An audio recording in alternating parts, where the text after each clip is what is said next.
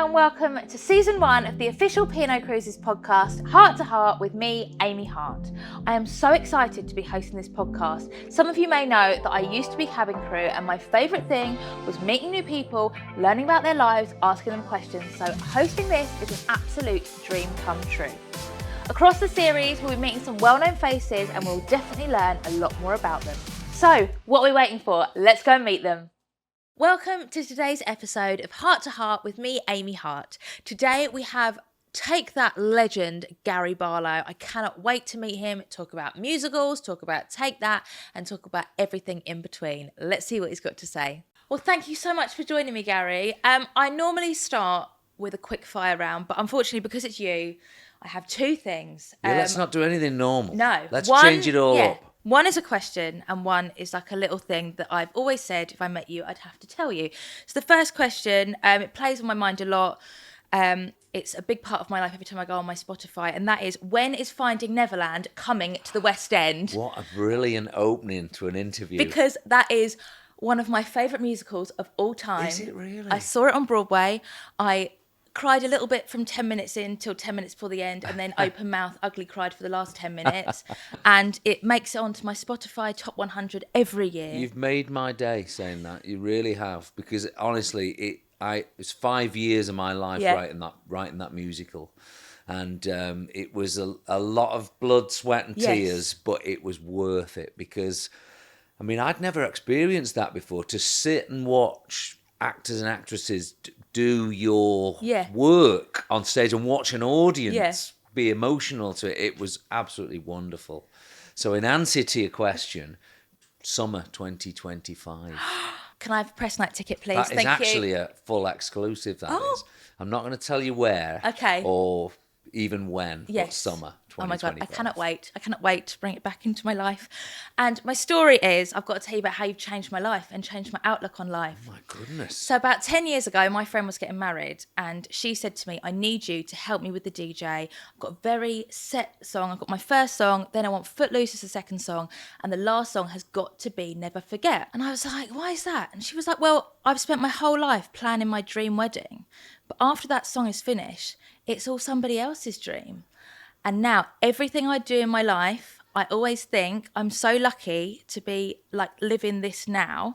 And someday this, like even like having a baby, like having young kids, someday that I won't have young kids anymore, but someone else will, and it'll be someone else's dream. So that is how I like live in the moment, and I just really enjoy every bit of my life, because I'm like, one day this is like, you know, there'll be new people coming out of reality shows, there'll be new people doing podcasts. Yeah. Do you know what? Honestly, I can't tell you, you know, we write songs and sit in dark rooms and we wonder if anyone ever really listens or, you know, there's always that thing. And when I hear something like that, as a songwriter, it really does mean a lot to me, because you always want your work to affect other people's lives and ultimately make people's lives better is what we're really hoping for.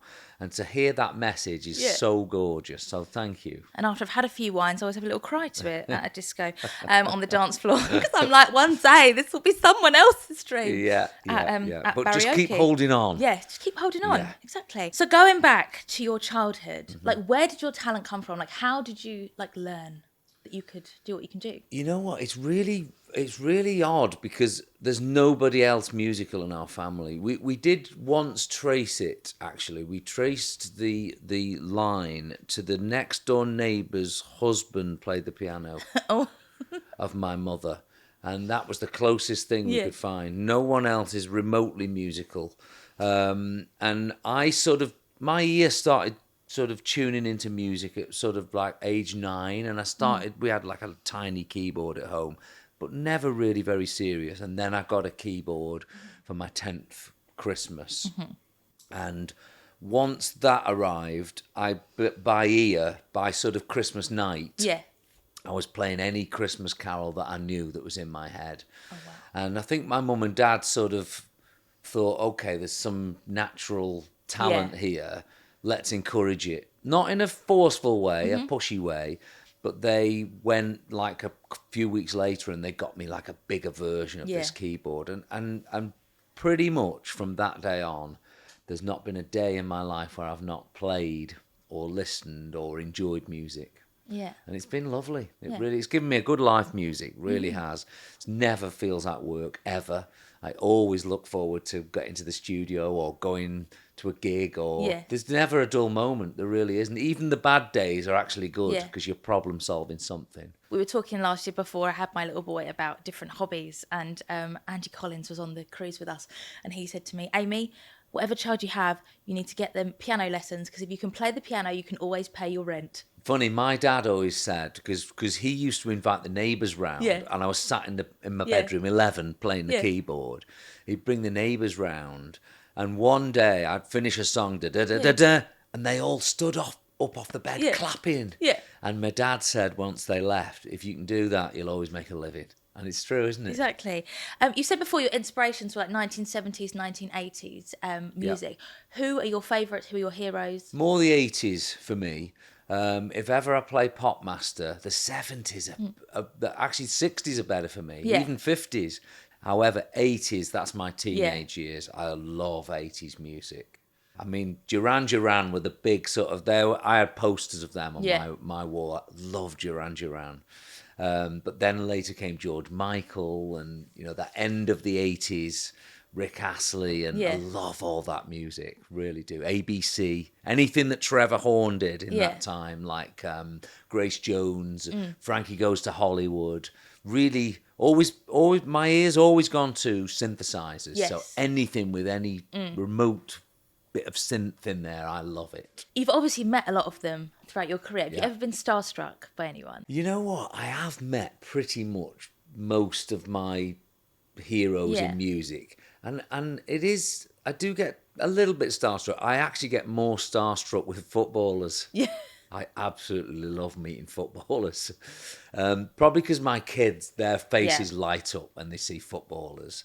So I feel possibly what some people feel when they meet me with their kids. I feel that with mine when we meet footballers. And I always find, like, obviously I meet sort of people and I always think like everyone's nice to me, but people that take the time to be really nice to like my nan and my dad, my brother and stuff, they're like my favourite people. Yeah. Is that what it's like when you meet footballers? Like, if they're so nice to your kids, you're like, you're a good person. Well, you know what?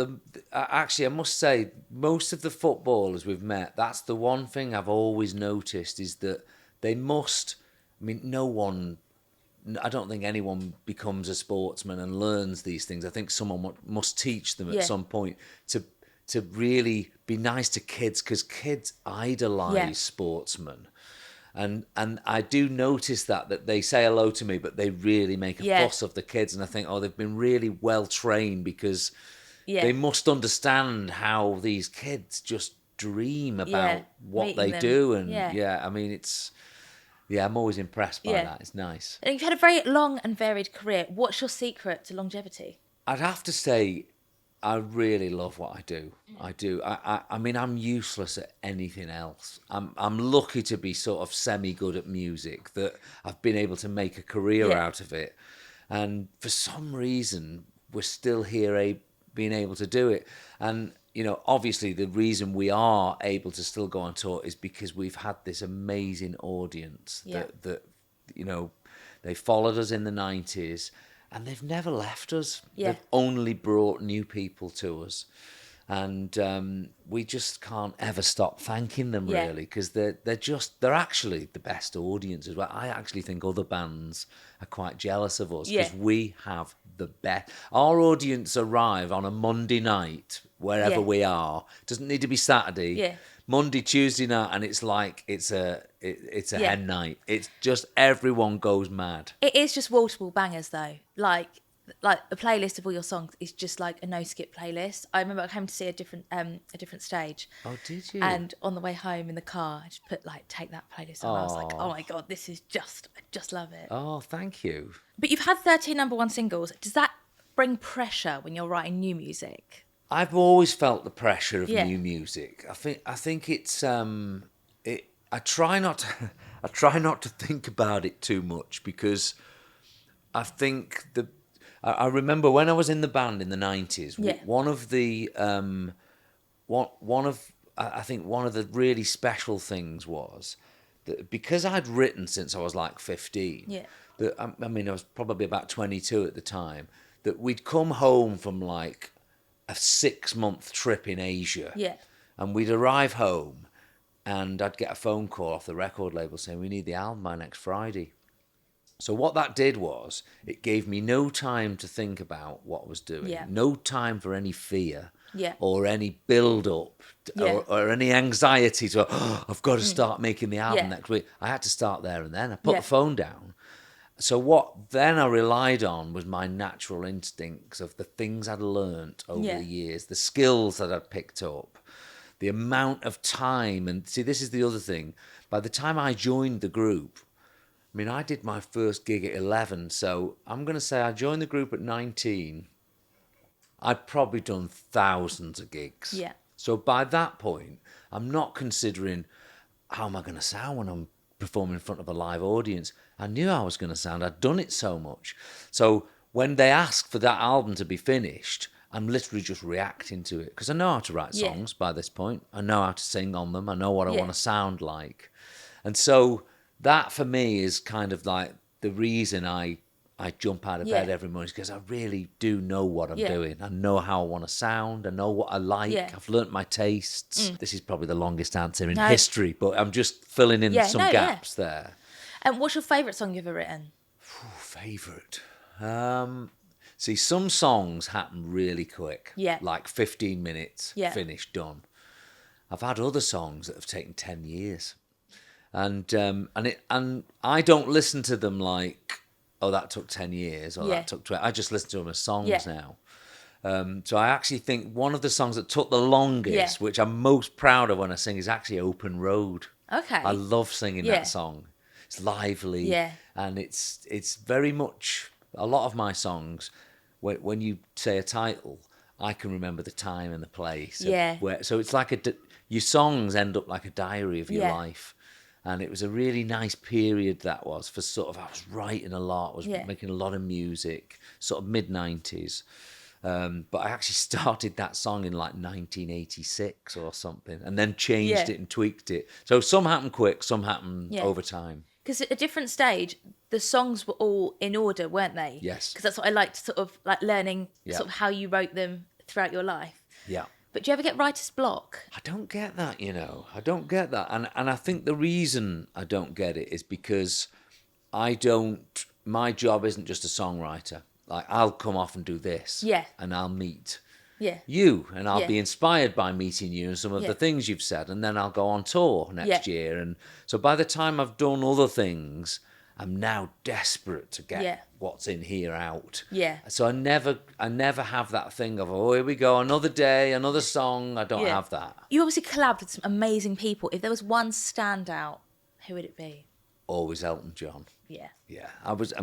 He was on in our house when I was growing up. Yeah. It was the Beatles, Elton John, Billy Joel, ABBA. Yeah. So you can see why I ended up writing pop music. Yeah. It was all pop music in our house. And I have to say, out of all the people I've met, some terrific people, I've just always felt like Elton was the most genuine of everybody. I think he's, possibly still the same guy he was when he was 20 writing your song. He's never really changed. He's very real and honest as well. You can have, really, because again, he's mad on music. Yeah. He loves music. He lives for it. And, and I've seen him over the years also really, really help people. Yeah. Really help people. I read his autobiography and I literally read it in about 2 days. Yeah. And one of the best, I love the story about with the Rock and Roll Hall of Fame, where they just get in and out of the car. Like, we're going, no, actually, no, we're not going. Oh, no, we are going to go. No, we're not going to go. Yeah. But if you could collab with anyone, dead or alive, who would you want to collab with? One of the people I always sort of look back on with fascination is like Frank Sinatra and Elvis period. Yeah. Because they were like the first pop stars. Yeah. Sinatra,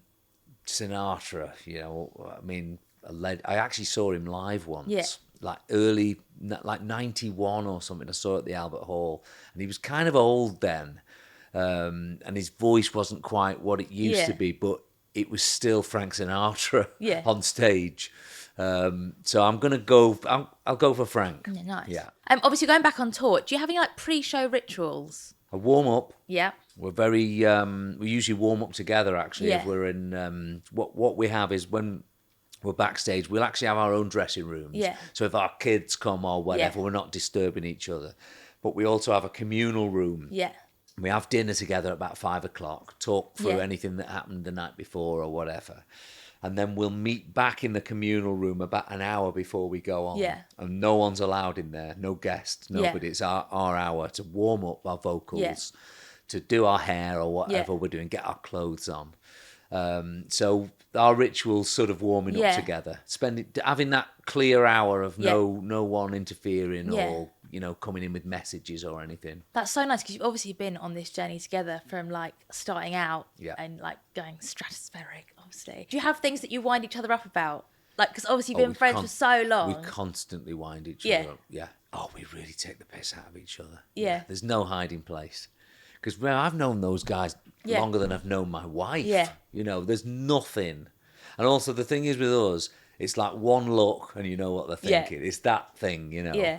But no, we always take the mickey out of Howard because he's the body of the band. Yeah. So we wind him up a lot. If he's eating something naughty, we'll go up. He won't be the body for long. So there's a long list. Do you still have those moments, the three of you, like you've been going, like you say, you've known them for longer than you've known your wife, when you're on stage at Wembley or the O2 and you're just there together and you like just look out and you're like, wow, like we've done this? I think we do it a hell of a lot these days. I don't know whether it's the passage of time. I mean, we've been at it quite a while now. And I think, especially now, this recent album, I don't know, there's always something like, is this where it starts to go down? There's that thought always. I think it's just natural as humans. We're always like doubting ourselves.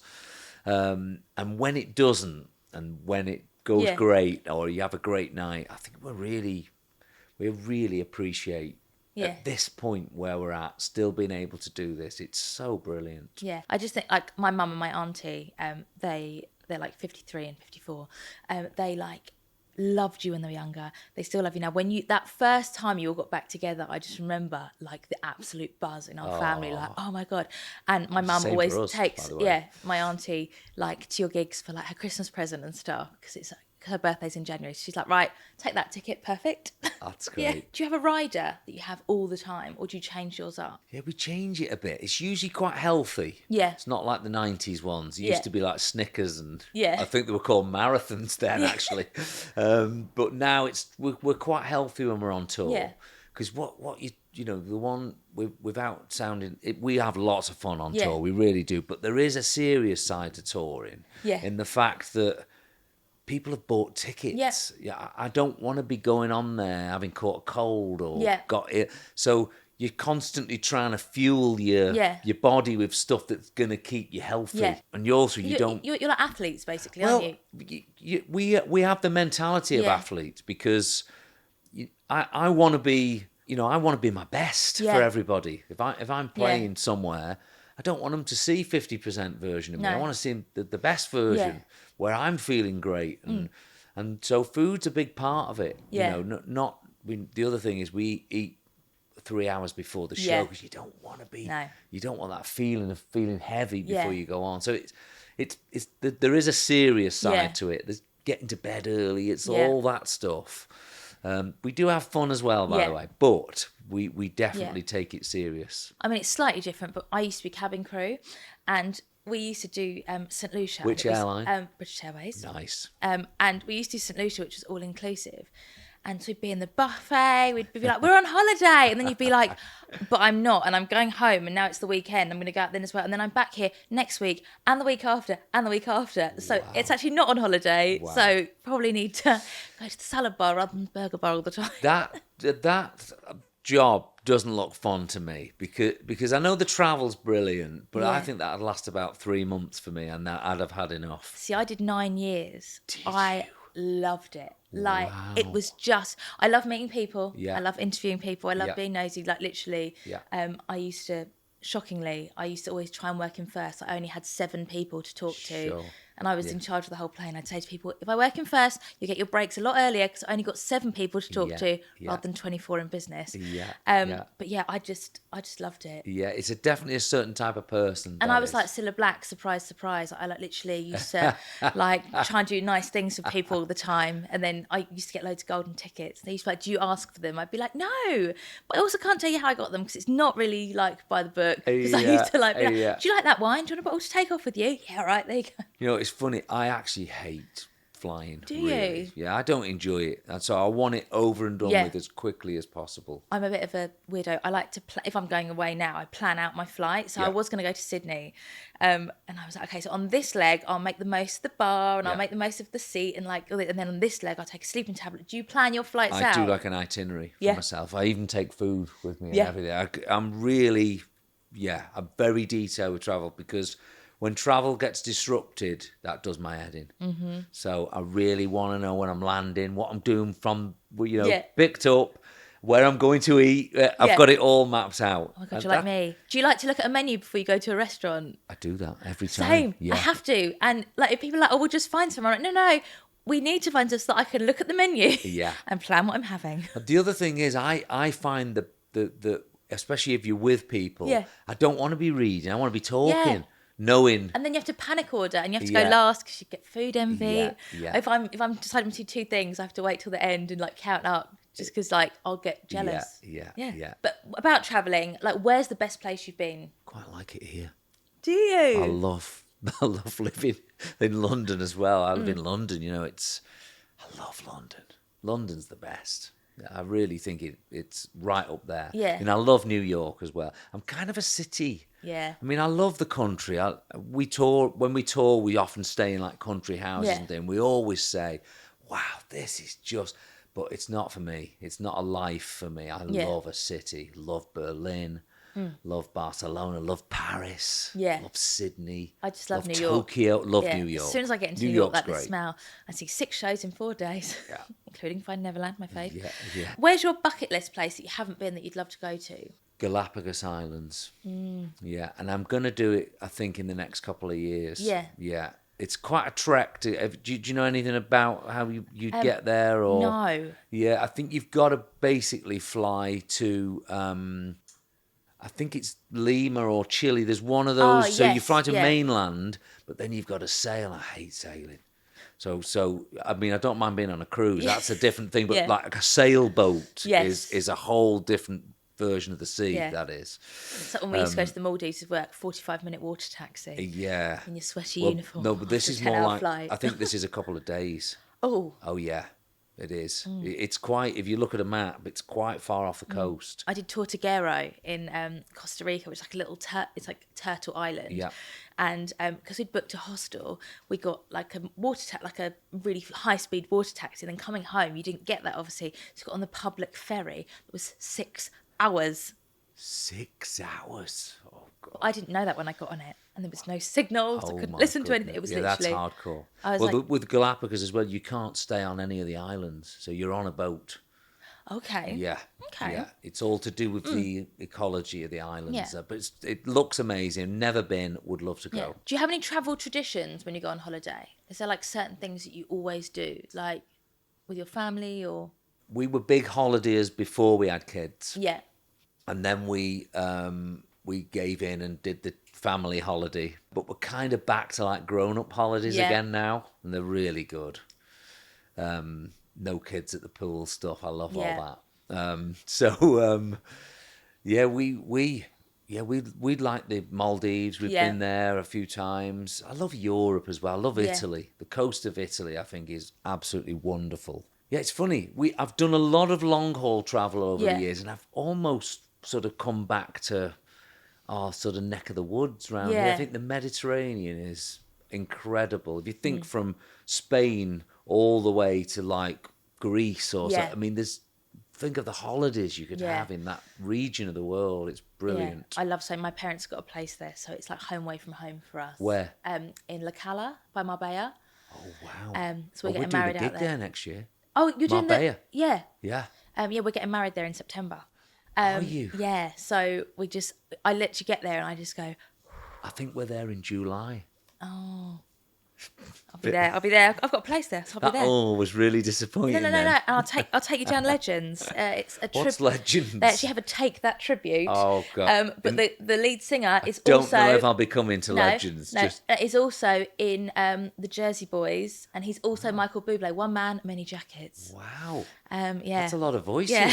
Yeah. So what current projects are you working on at the moment? So we've just finished a Take That album. It's our ninth Yeah. studio album, and it's been wonderful. And we are actually just working at the moment on doing like a tour deluxe edition for sort of April next year. We hit the road in April next year, and I think we play all the way through to the end of November.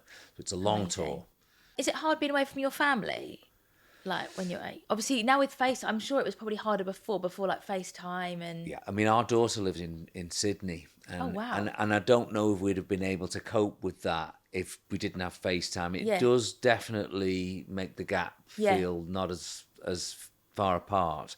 We're kind of used to it. Yeah. You know, definitely comes a point where it's like, oh, I'm ready to go home now. Yeah. But you know, I've always done this, so the kids are always used to me being somewhere. And nowadays, the great thing is they can just jump on a plane and come and see me whenever they want. Yeah. You know. My cousin, we live in like Worthing. She moved from Worthing to Kent, and my grandparents were really upset about it. My auntie kept saying, at least it's not Australia. At least she now currently lives on the Gold Coast in Australia. So when she has to go around and break that news to my nan and granddad, like, Wow. It's It's a long way away. Yeah. It really is. So you've worked with P&O Cruises for a number of years now. Can you just explain what your role is? You know what? When we first took a lunch together, I met two of the guys who run the business. Yeah. I wasn't really sure what I could bring to it. Yeah. What, you know, they were talking about have input into music. Yeah. I was thinking, I don't know what this is going to be.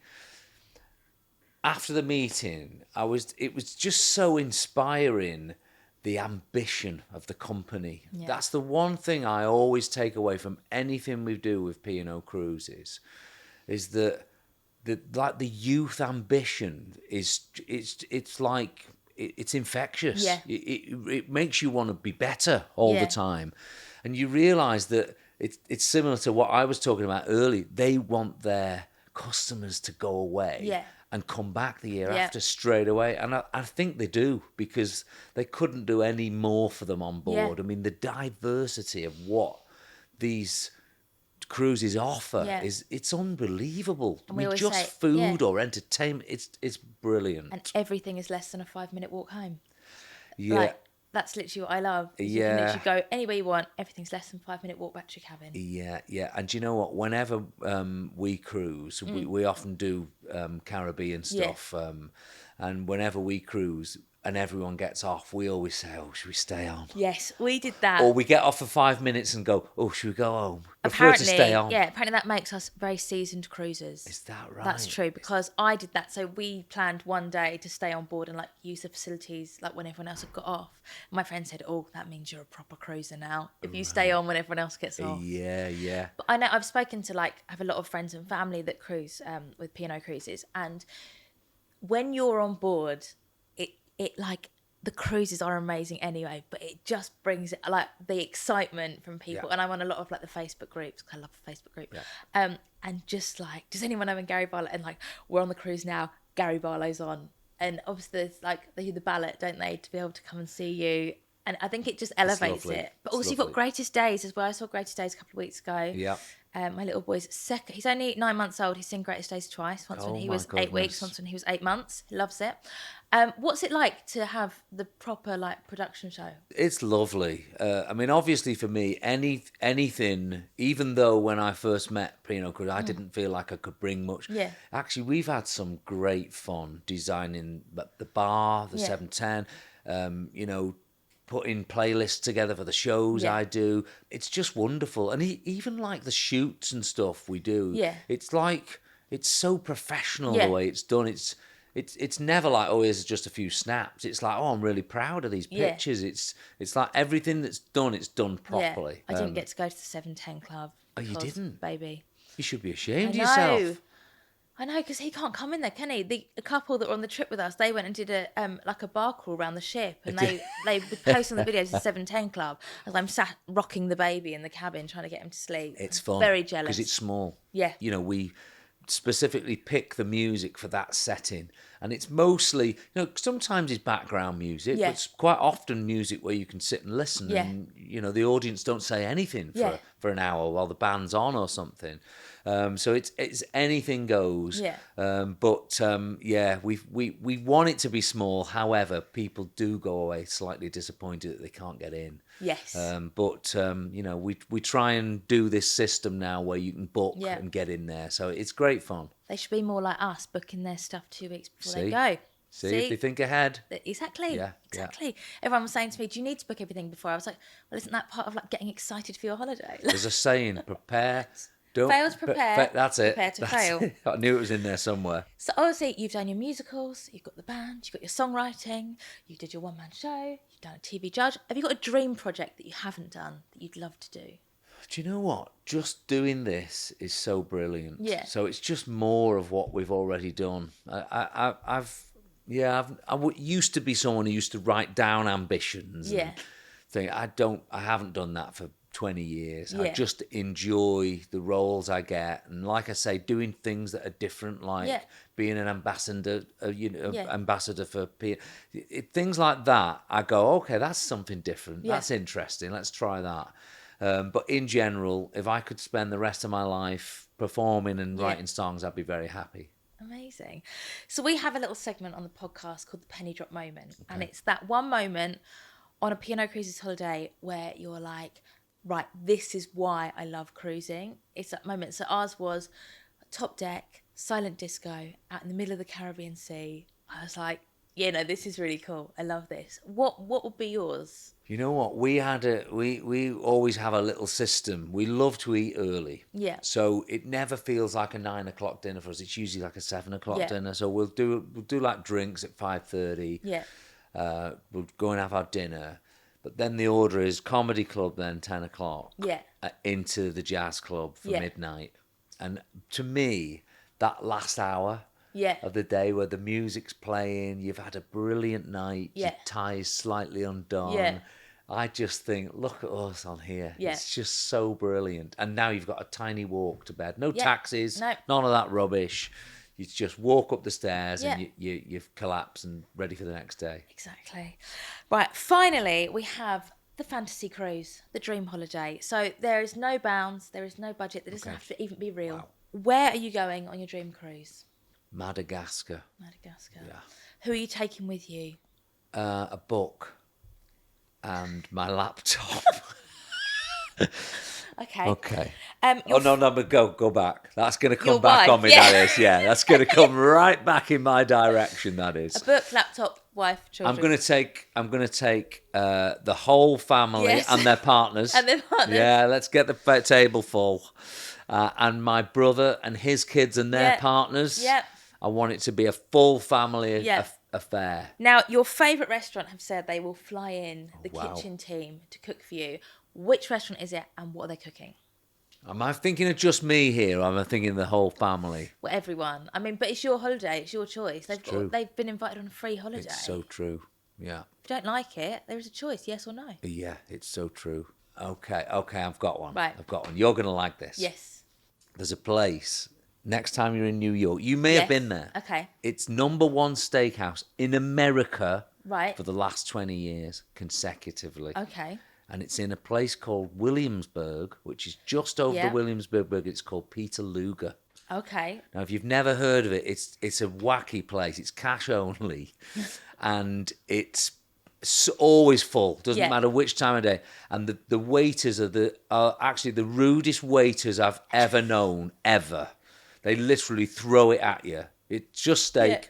And, like fries and stuff. It's really simple. The best steak you've ever eaten in your whole life. Unbelievable. Fly them in. Okay, they're coming in. And your favourite entertainer, dead or alive, can perform in the Headliners Theatre. Yeah. And what are they going to? Who is it and what are they going to open with? It's going to be Elton John, and he's going to open with Daniel. Nice. Yeah. I love that. Well, thank you so much for joining me today. It's been amazing. Well, I'm sad it's over. I know. It was really good fun. And Nicole Scherzinger sent her love as well when I interviewed her. Oh, amazing. I told her all about a Toby Carvery. Well, hang on. I love that. Yeah. She always says, I'm ready for a cuppa. I said, you don't say it like that. No. Yeah. I Just said get a cup to of her, tea. if I don't have a roast on a Sunday, I have to have one on a Monday. She said, you can get a roast on a Monday. I said, Nicole, it's called a Toby Carvery. Have you seen her in Yes, her we show? have. Oh, Oh my God. wow. Oh my God. I'm going to try and go again Yeah. before the end of the run. It was so good. Yes. I mean, she is so good. She's so good. She's going to clean up at those awards. Absolutely. I agree. She is. I Well, she agree. has already. Yeah. But Yeah. Good. But thank you bless so you. much. Bless you. Thank Look you. forward to the next one. Yes. Yeah. I love Gary Barlow, and I'm so glad that I got to tell him that he's changed my life forever. What an amazing start to the series. I really hope you've enjoyed today, and I hope you'll join me for the rest of the episodes because we have got some absolute top tier guests. Thank you so much for watching today's podcast. I really hope you enjoyed it. If you did, please leave a comment below and tell me what your favourite part was. Don't forget to hit the subscribe button, the notification bell so you never miss anything, and of course, give it a like if you did.